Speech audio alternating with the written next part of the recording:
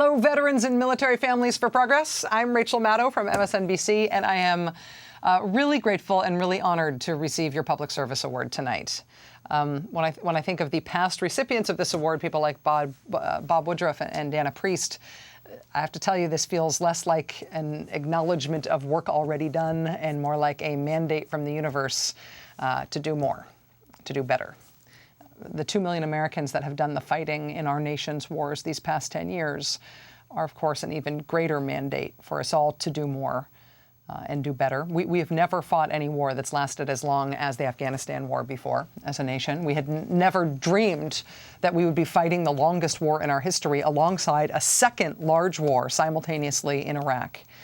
And to have asked for that much fighting over these past 10 years, that much fighting, that much deployment from less than 1% of the nation's population, that is an unprecedented demand on an unprecedentedly small proportion of the nation.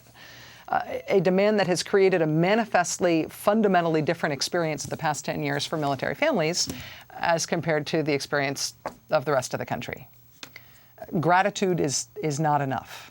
Not even fighting to keep our nation's promises to our veterans is enough, although that is part of it. And I am very spectacularly pleased to know that you're going to be honoring one of my heroes, Tammy Duckworth, tonight, in part for her service to the nation's veterans.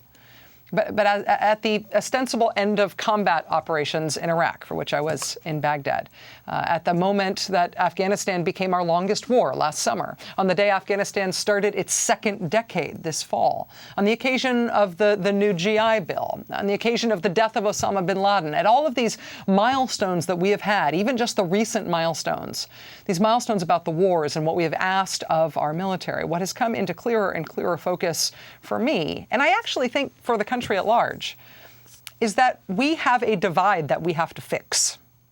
We have to fix the divide between the lives of American civilians, between what it is like to be an American in this day and age, and the lives of those who have been fighting in America's name. That divide is unsustainable for us morally as a country. There cannot ever be a military at war without a country feeling that it is also at war. We did not used to be like that. We didn't used to feel like the military fought the wars, but the nation didn't. We didn't used to be that way, and we have to commit to ending that, to never being like that again. So thank you for giving me the chance to say that from my soapbox here. Thank you again for this award. I got to tell you, it means the world to me.